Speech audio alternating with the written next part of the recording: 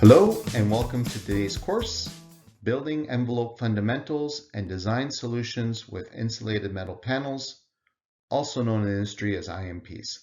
My name is John Bellotta and I'll be your presenter today. My colleague Sylvain Tremblay will also be in the presentation. He'll be in the chat room, chat box area of the presentation. He will be able to answer any questions you may have that come up during the presentation. If he doesn't have the answer that you're looking for, I just want to let you know that he will get you that answer as fast as he can, okay? Now, I know a lot of you are familiar with this already, but I have to go through it because it is a continuing education course, so I'll give you an abbreviated version. So how's that sound? Hopefully that's okay with everybody. This is an American Institute of Architects AIA continuing education program. The credits earned upon completion of this course will be reported to AIA CES for AIA members. The certificates of completion for both AIA members and non-AIA members are available upon request. Now, this course is approved by GBCI for continuing education. Approval for this course indicates it will be monitored by GBCI to ensure that it upholds the quality, relevance, and rigor necessary to contribute to ongoing learning in knowledge areas relevant to the green building industry. This course is approved for a 1-hour course and it's 1 credit. Course description. Again, I have to read this. It's discover how IMPs can help enhance the functionality of building performance. You will gain a better understanding of the IMP's constructibility and physical properties and its visual and structural attributes, efficiencies, advantages, and benefits for using IMPs in today's design-build world. Another thing I must read, learning objectives. We'll discuss how the advantages of designing with IMPs. Recognize how the IMP can offer the designer a solution for the building envelope to resist varied and severe weather conditions, including fire, safety, durability, cost, and energy efficiency. We'll understand jointed components. We're going to identify cost savings and the efficiencies related to IMP installation in today's competitive market. We're going to identify how IMPs can open up the building concepts to take advantage of the IMP's easy systems and physical benefits. We're going to discuss how IMPs can contribute to earning credits on LEED projects. Very important. And of course, we're going to view projects where IMPs were able to create a tangible difference, identifying and solving potential issues ahead of time and providing solution-driven options. One more thing that I must read. Table of contents. So part 1, insulated metal panels overview. Those 3 parts are overview, insulation, rain screens. Number 2, steel, profiles, coatings, and finishes. Number 3, inspiration, my favorite part. Number 4, installation. 5, applications. 6, IMP Performance Testing. Number 7, sustainability. So one of the questions that I was talking about that are going to come up, do you currently specify insulated metal panels? So optional question, you don't have to answer it. We'd appreciate it if you do. Feel free to answer yes or no. You can put that in the chat area, chat room box area of the presentation, and Sylvain will accept your answer there. Okay? Give everyone a few seconds to do that. Perfect, we'll move on. Panel overview. So this is a typical polyiso panel, external architectural IMP. It's galvanized sheet metal or galvalume, and it's pre-painted. So IMP manufacturers, they're not painting the panels in their factories. They're ordering pre-painted steel coils from the steel mills. So that's how it comes in. This one here is your polyiso panel. Basically, The polyiso is poured in on one sheet, and it's sandwiched between the two metal sheets. And that's the polyiso is already it's already got an adhesive in it, so that causes it to stick. Goes through a curing chamber, which you're going to see in a few minutes, or a few seconds, I should say, and you'll see that process. Now the mineral wool uses the mineral wool, which is a fire rated panel. That uses a lamination adhesive. So an adhesive is poured on the metal, and then the mineral wool is applied. That comes in sheets, and then it's sandwiched in between there to take this, so the adhesion takes place at that point. Okay, so I'll move on. So basically, this is the manufacturing process. Kind of looks like a car assembly line. Very quick, very easy, and very quick manufacturing process. Okay, the schematic of a continuous manufacturing process for insulated metal panels. So that's what you see here. So basically, there's two uncoilers for your external and internal face of the panel. The bottom coil goes through a preheated furnace, and then you have your roll formers. Here, your profiles will be placed on the metal. So whatever the installer, whatever the customer has chosen, you'll get your profile put on. And here we come up to the foaming nozzle. So this is more of a polyiso. They're manufacturing polyiso. If it was a mineral wool, this is where the sheets would come in. So your mineral wool sheets, depending on what you require for a fire rating, you're going to have your 1 hour, 2 hour, 3 hour mineral wool sheets will be also placed at this time. So it goes through a heating and curing chamber. As you see, it travels through there. Once it comes out, the panel's together. So as you see, it's getting put together just before it goes into the heating curing chamber, and it comes out together. And then it goes into the flying saw, comes out, and goes the cutting based on the cut sheets that were that were approved by an engineer or approved by the installer. Those go through the cut room, and then panels get cut. Then they go off to a side area where the panels will cool down and get packed for the customer in order for their project. Okay. So this is basically a panel overview. This is a polyiso panel. It's basically rigid urethane foam sandwiched between two sheets of coated metal. It's also called a sandwich panel out there. It's waterproof steel panel facing. It has a vapor barrier and continuous insulation. The polyiso panel is one of the highest insulating values per inch out there in the industry. It's roughly 7.41 per inch. Okay. Now the rock wool panel, or the mineral wool panel, that is also sandwiched between two sheets of coated metal. And again, you have your waterproof steel panel facing. It gives you a vapor barrier. And although it's not one of the highest R values out there, it does give you a fire protection. Okay, so it does give you your 1 hour, 2 hour, 3 hour fire rating that a lot of people look for.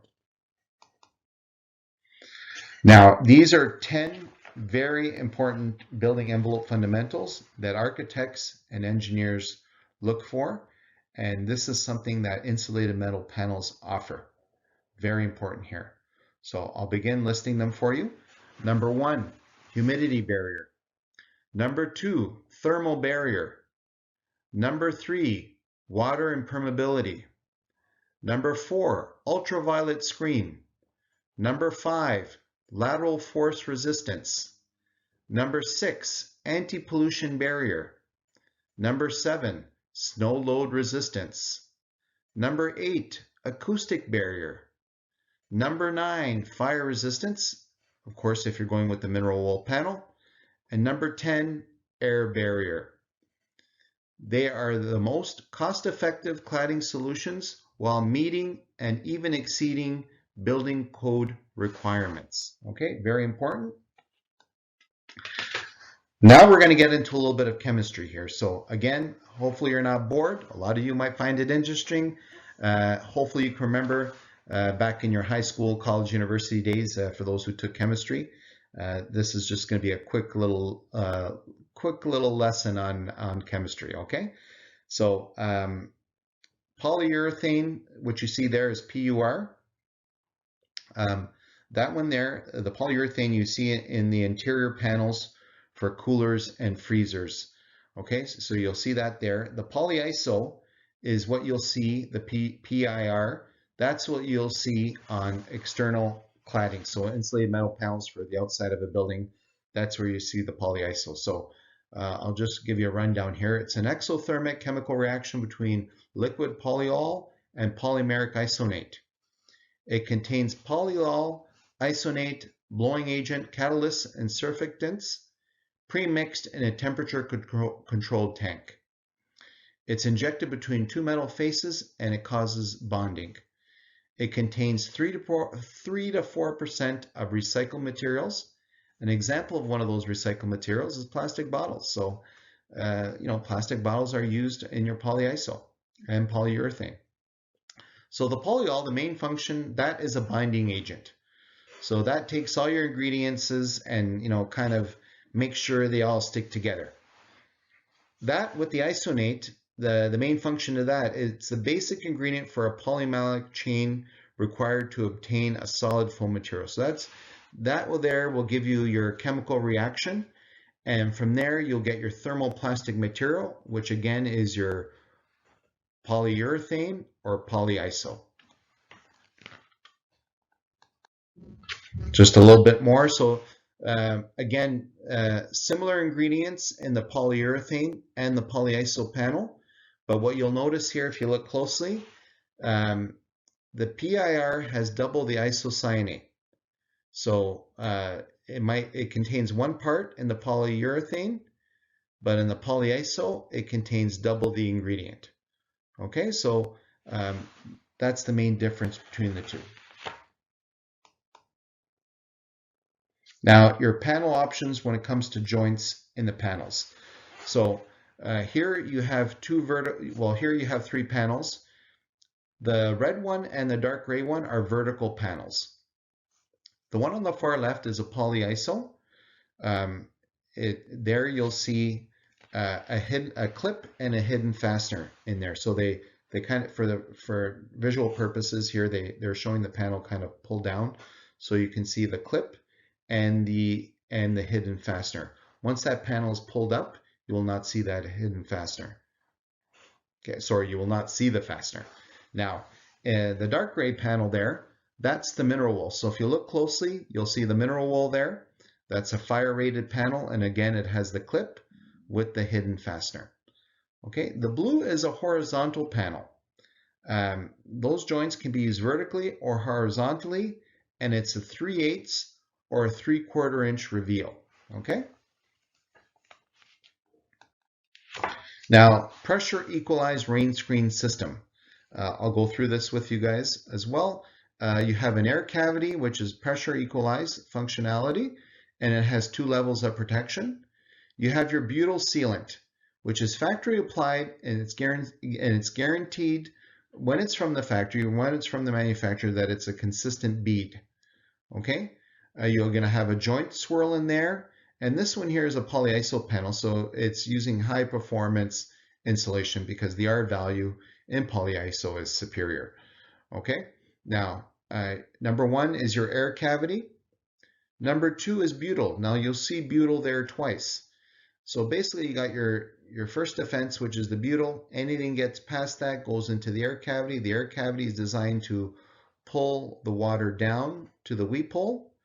And for whatever reason, if it gets past that air cavity, then again, you got another line of defense, which is your butyl.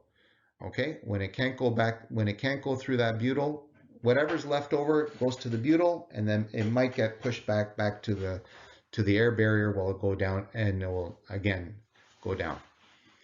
And number 3 is your fastener. Number 4 is your structural angle. Number 5 is your vapor barrier. Number 6 is your polyethylene.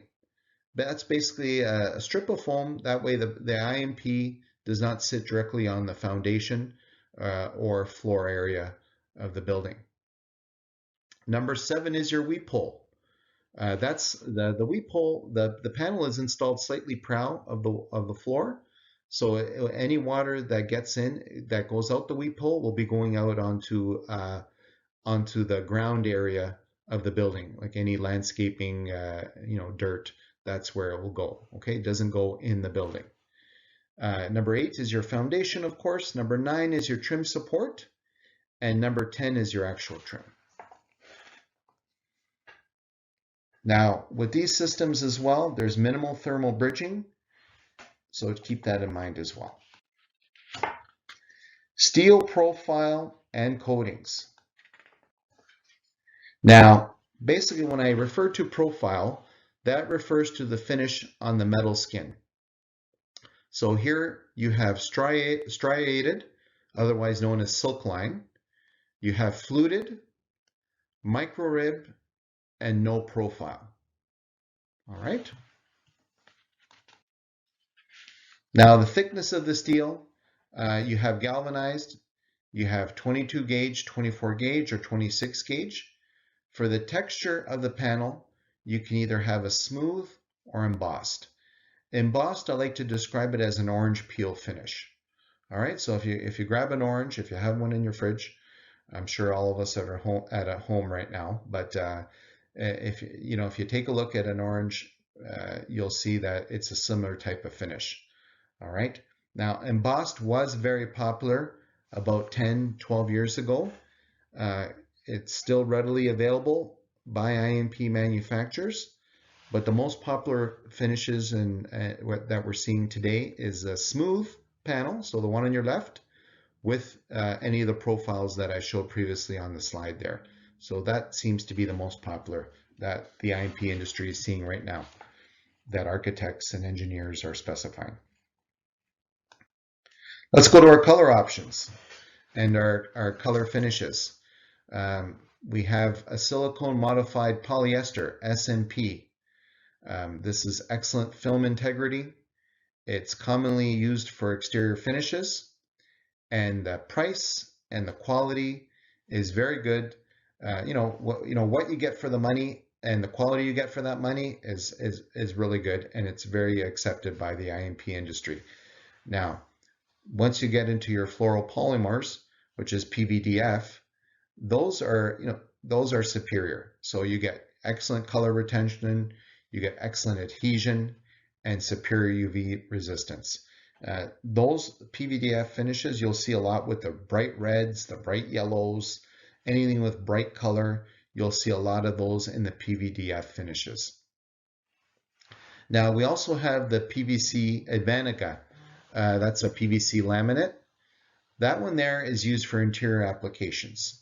So you'll see that a lot inside food processing facilities, pharmaceutical facilities. That there has high scratch resistance, has high corrosion resistance, excellent color retention, and great durability. So inside a food processing facility, depending on what they manufacture that day, even with the pharmaceutical industry, these rooms are going to take a lot of, they're going to be disinfected and washed on a consistent and regular basis throughout the day, and it needs to have something that will hold up, and the PVC Advanica will hold up to that. Now, another thing that's available, and I know a lot of you don't know about this, is our PVDF coastal application. This is ideal for saltwater environments. So buildings located along the coast, maybe within a few kilometers of the coastline, where an area where it has, a lot of rainfall or wind-driven rain, you might want to go with a PVDF coastal application color option on that building, because it'll be protected from the saltwater environments. Okay. Color options. So again, your silicone modified polyester SMP, the classic collection up above here. You'll see these colors in stock all the time. Okay, so these are readily available by your IMP manufacturer. The premium collection is something that they have in stock, that they carry. It might not be in stock all the time, but it's readily available for them to get. Okay, so keep that in mind. So the SMP, the Classic Collection, they should always have those in stock. I know we're going through a lot right now with with steel availability and other related items, but the Classic Collection should always, under normal conditions, always be in stock. The Premium Collection should be as well, but if it's not available for whatever reason, it can be easily ordered and available. Fluoropolymar finishes, the PVDF, again, the Classic Collection. These are colors that should always be in stock for the Classic Collection. The Signature Collection may not always be in stock, but are available quickly by the IMP manufacturer if they require them, okay? Then you also have specific interior needs. Again, the Advantica, like we discussed, and also stainless steel is available by our IMP manufacturer. So, durability, which is TSR, which is total solar reflectance. Now, an example that I like to use for this is, if you wear a black T-shirt on a hot sunny day, you're gonna feel hot inside, right? Because the black color absorbs the heat, and it's nowhere to go. It just keeps on absorbing that, right? So it gets pulled into your body. So I like to use that example. It's like having a black building, a black IMP building. Once the sun hits that building, it doesn't get reflected out as much as if you're using a white color. So the sun will keep on traveling through that black IMP inside your building. Now, if you wear a white t-shirt in the summertime, okay, you're wearing a white t-shirt on a hot sunny day, it'll make you feel cooler because the white color doesn't absorb the heat as much, so it reflects it back out. So the same with a white IMP. A lot of warehouses that you see, warehouse facilities are traditionally not air conditioned. So you'll see a lot of these warehouses in light colors because that in the summertime on a hot sunny day, the building will not retain that heat. It will reflect it back out. Thus, the inside of the building will be cooler, and again, the workforce and the equipment will be much cooler in there as well. Okay, so keep that in mind when you're specifying colors as well. Now, here we're going to come up to a few challenges in the building in the IMP industry: oil canning and buckling. So the first example here is oil canning of an IMP, and this is a roof area of a building, this picture that you see. The challenges are the distortion of the steel, as you can see there, the puffiness, and this is because of excessive temperature elevation. Okay, so the solution to this is monitoring the quality control system of the steel supplier. So you're going to, there's monitoring of the steel, and there's prone utilization of thicker steel. So when you're using a dark color, you should use a thicker gauge of steel. Okay, try to use light colors and low gloss finishes. This will also prevent oil canning. Reduce the length of the panels by introducing an expansion joint. So the longer the panel, and the longer the panel, if you pick a dark color and it's a thin gauge, you're going to see buckling or oil canning. So by putting an expansion joint in there or reducing the length of the panel, that will minimize this. Buckling. It's caused by restriction of the steel thermal expansion at the lamination interface. Okay, so again, the issue is with the steel characteristics.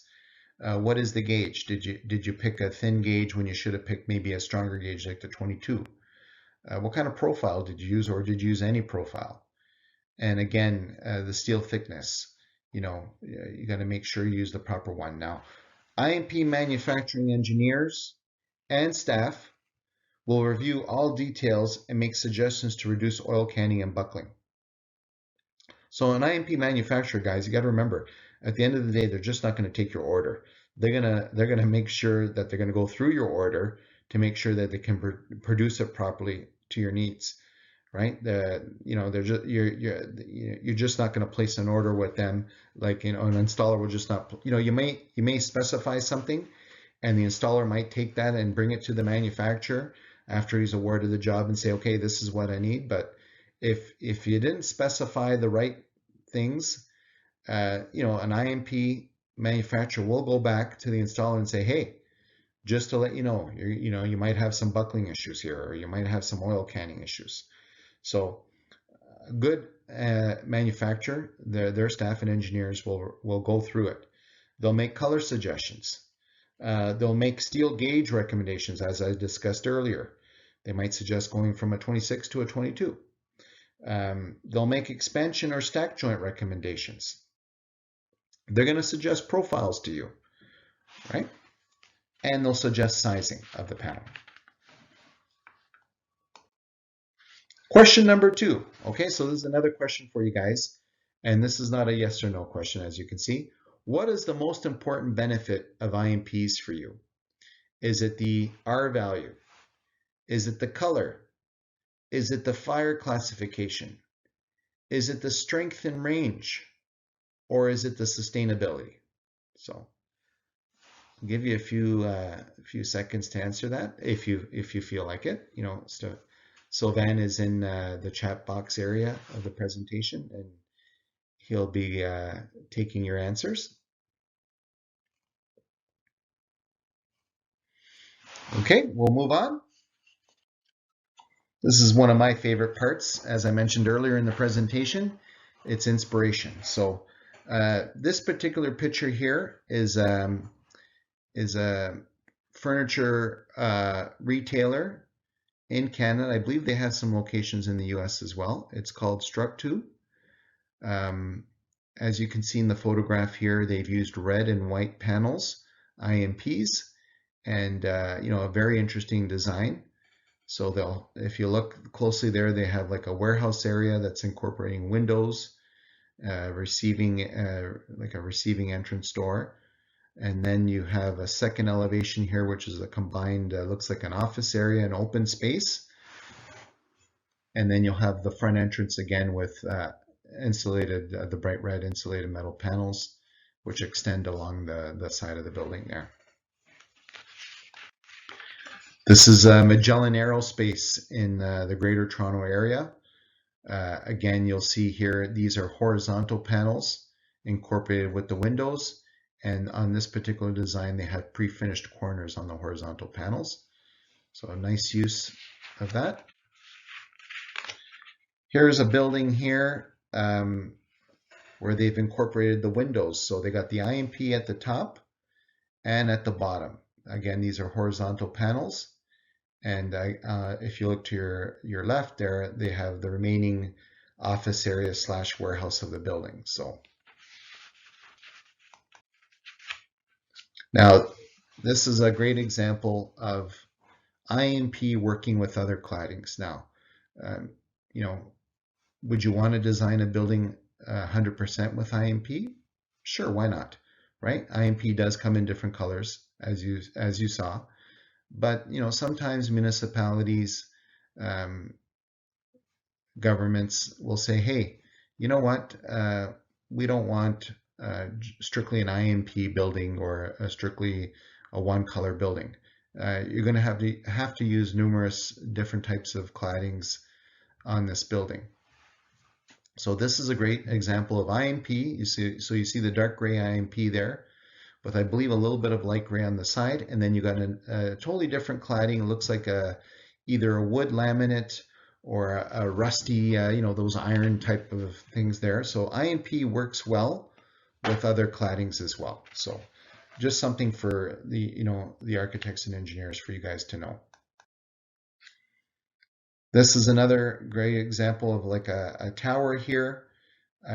I believe it's got either an angled on the corner or it's a pre-finished corner.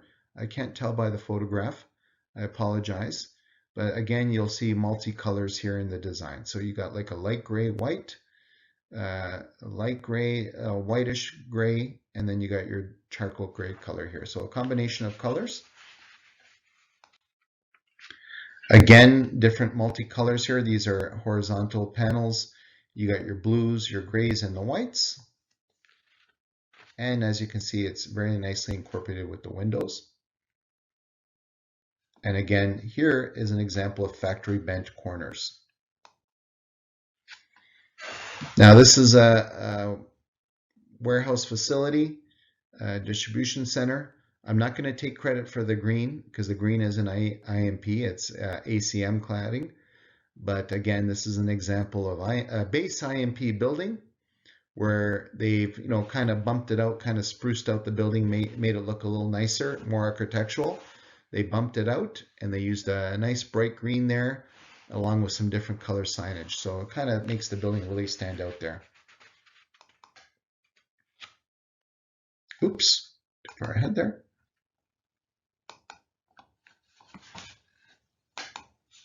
Okay, so the next photograph here is a courthouse. So this is a courthouse building. It's 6 stories. It has 3 different colors.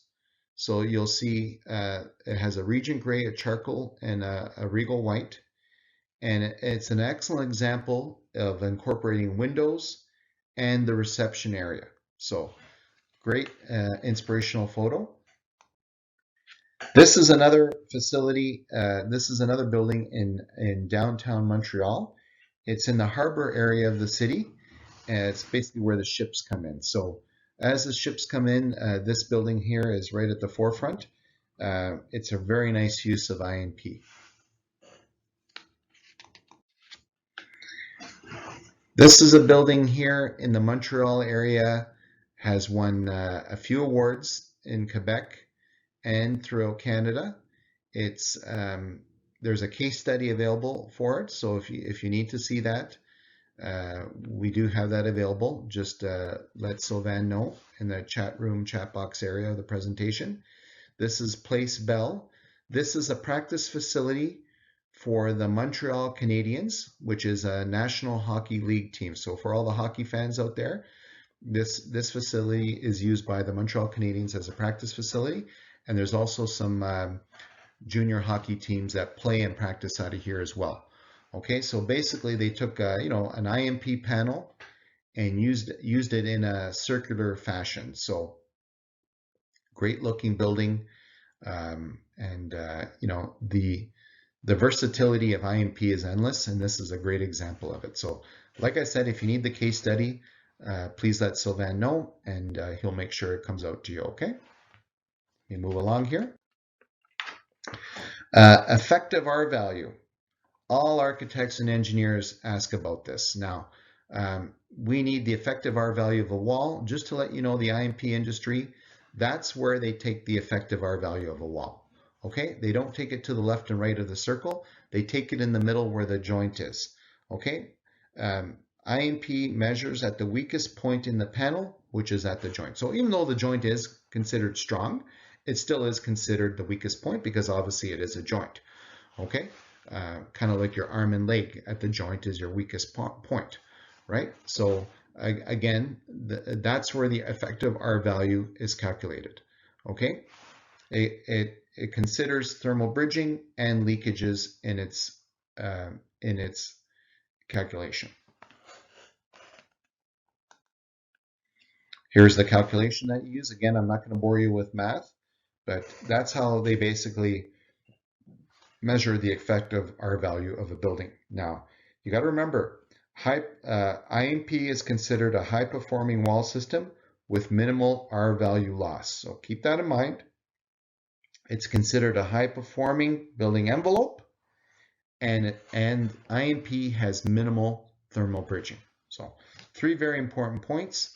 Keep that in mind, okay? Now, the ASTM 331. This is in regards to moisture management, water, and air. Okay, so it just shows you how this works here. This meets all the criteria required by the building code. All this and other testing is on your manufacturer's website. Okay, so this and other testing will be on your manufacturer's website. If you can't find it for whatever reason, reach out to your salesperson. But this information is always available, or should always be available, on your IMP manufacturer's website. So feel free to visit their website. Feel free to look at many IMP manufacturers' website, and you'll find that information there. Okay. Installation. I'll read this to you here. One of the main advantages that makes IMPs an innovative and economical alternative is that they are installed in one easy step once they arrive at the construction site. So can't stress it enough. The ease of installation is incredible. Okay, very easy install, and a minimal labor force is required. Okay, I know sometimes general contractors will call out, to maybe the foreman or the supervisor of the installation crew of the IMP, saying, "Hey, you don't have enough guys here," and the IMP, the installers always tell me, they'll say, "Oh, don't worry, we got more than enough," right? And the general contractors can't believe how much of these panels these guys can install throughout a day, right? So it's a very, very quick install. You got to remember, and we're coming up to a video, general contractors, their main goal in the late summer and fall is to close off a building. Okay, depending on where you're located, the winters can get quite nasty. I know in Canada and Ontario, they can get fairly rough starting by the end of October. So your goal as a general contractor, if is to try to get a building sealed off or closed off before the winter hits. With IMP, it's a lot quicker to try to reach your goal. So once that you realize once that building is closed off, other trades can come in and do their work. So you can get your concrete guy in to start pouring the floor. You can get your HVAC guys in. You can get your if machinery is going into a building, if steel racking is going in, all those guys can work during the winter. So it speeds up the process. Okay. Not too sure if I'll be able to, this here, again, I'm not yet be able to show you this. So take a look here.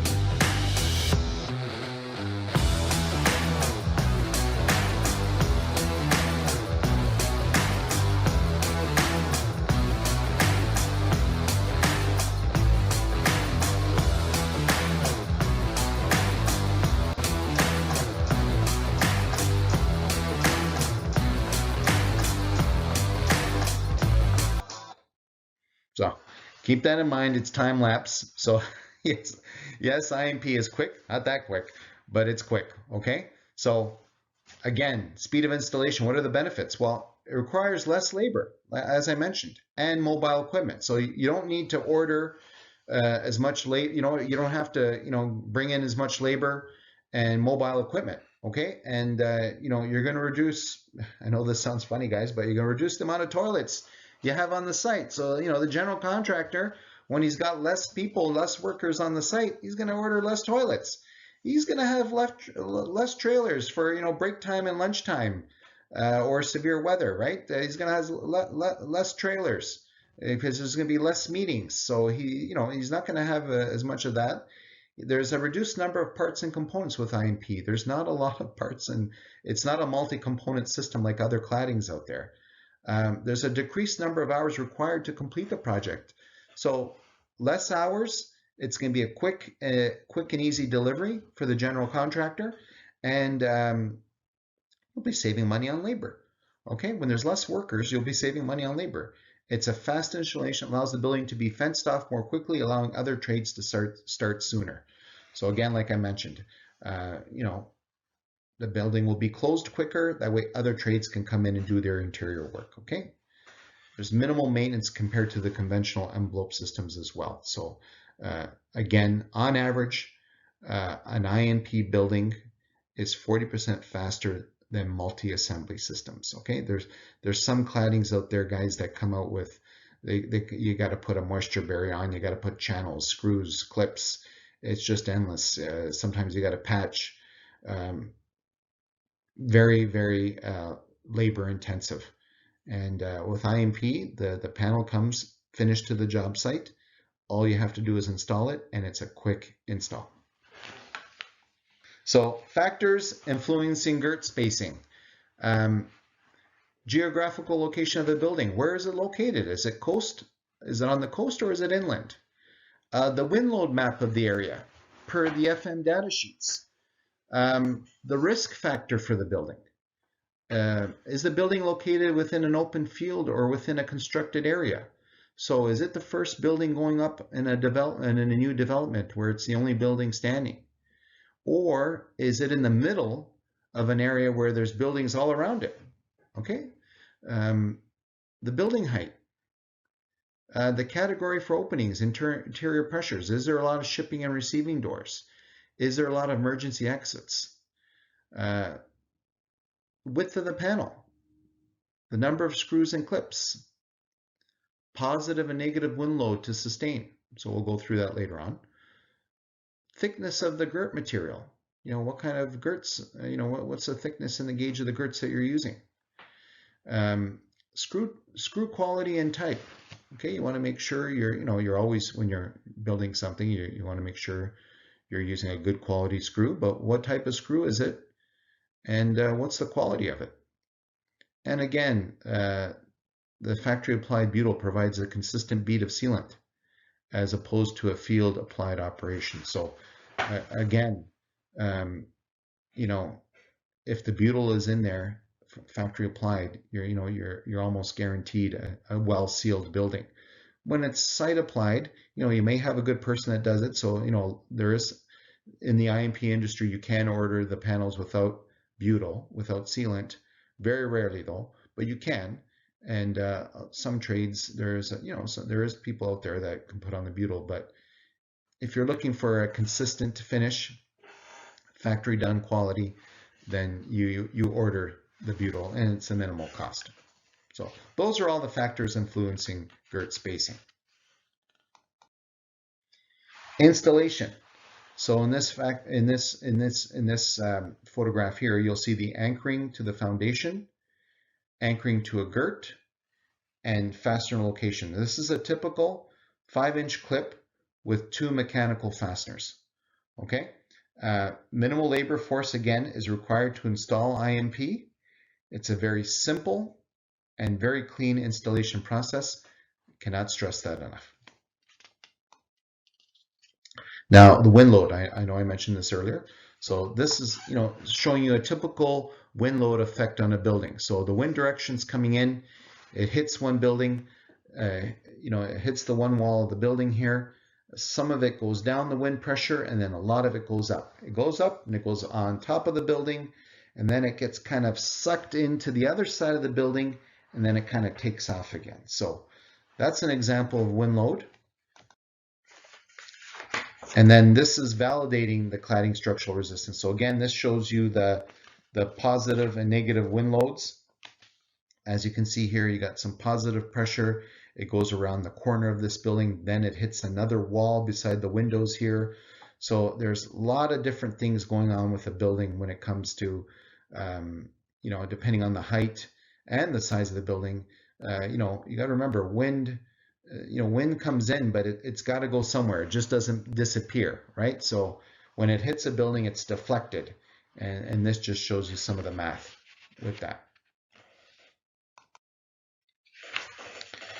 Now, anchoring materials. So obviously you need you need your girts, and then you need your self-tapping metal screws.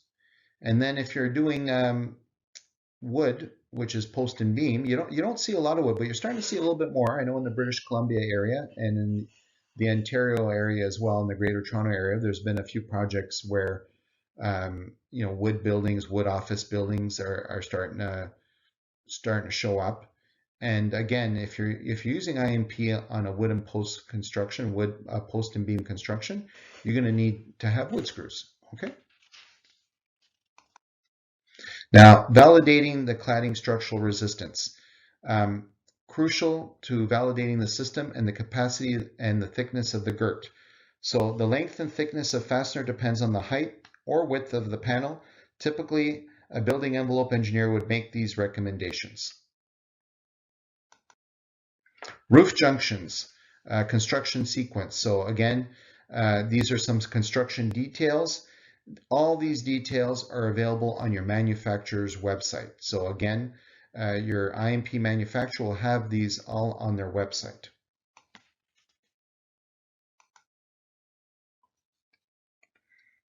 Okay. Offered at Norbec, this is a picture of bent corners in a factory. You can get field done corners as well by an installer. If the installer has good quality equipment and a good labor force, yes, they can be done on site. But to get a consistent corner done by a factory, mechanized equipment, you might want to do it with your IMP installer. If done on field by an installer, you just want to make sure the equipment they're using is high quality and consistent. Yes, there's excellent installers out there.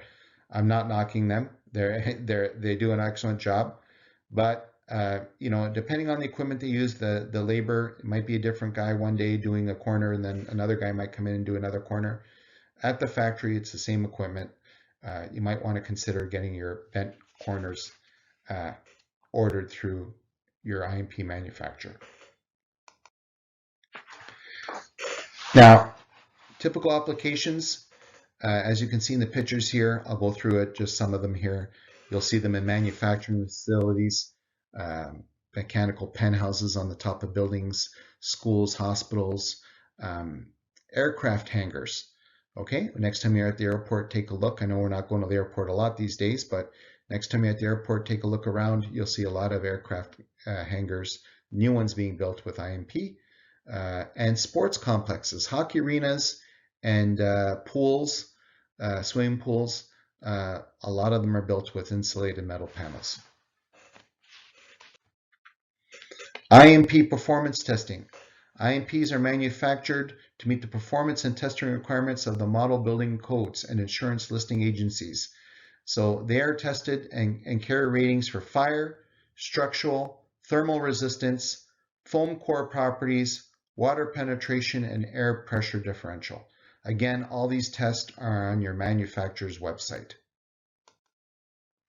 Mechanical testing and structural resistance. I'll just go through some of them here. As you can see, all these tests, again, available on your manufacturer's website. Testing and standards, US. These are just an example of some of the tests for the polyiso and the mineral wool rock wool. Testing and standards, Canada. This is just some of the tests available for polyiso, rock wool, mineral wool in Canada. Sustainability. IMPs create a healthy, highly efficient, and cost-saving green building enclosure. They contribute to a sustainable world by using high-performance and energy-efficient insulated solutions.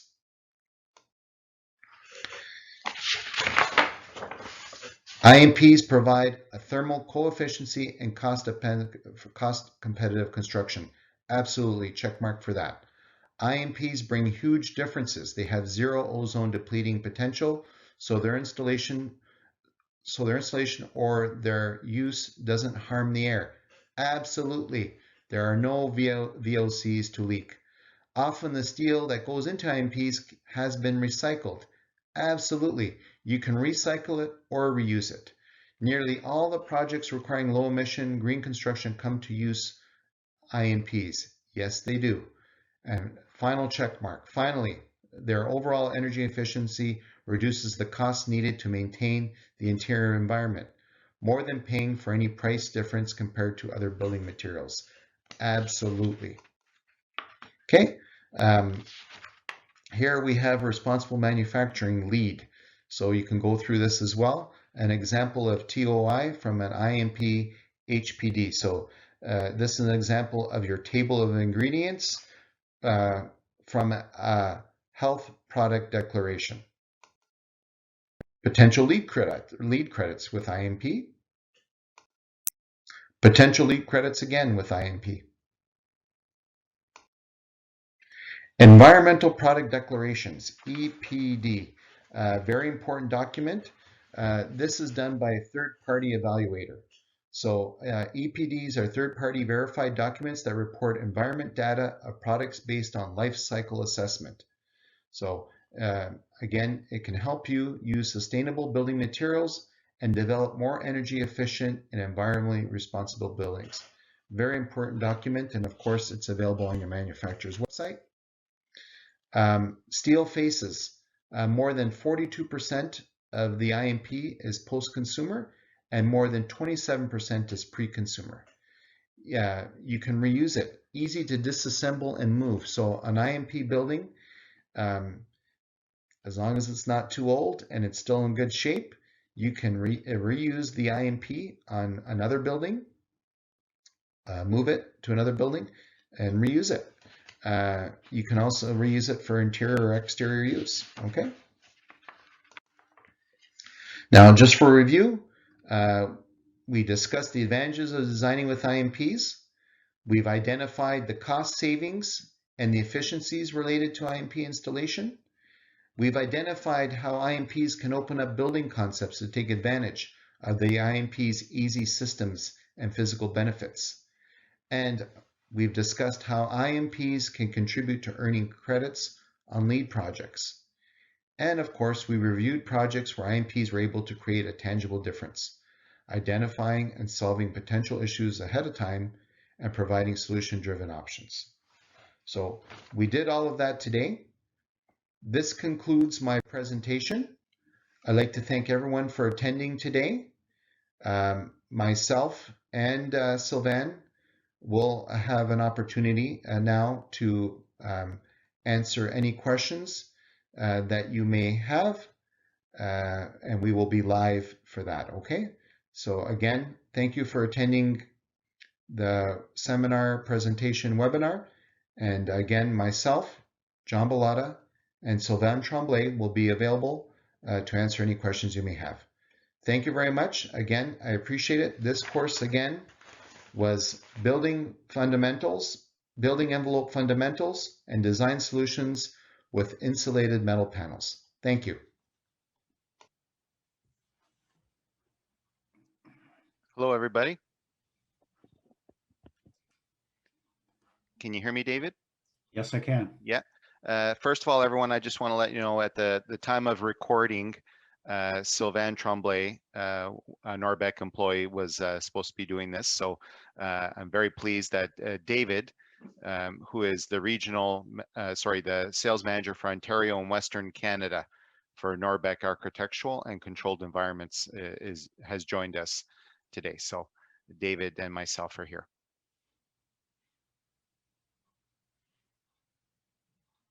Thank you, John and Dave. So our first question comes from the audience, and it was, is your rain screen system approved by the OBC and or the Ontario Association of Architects Insurance?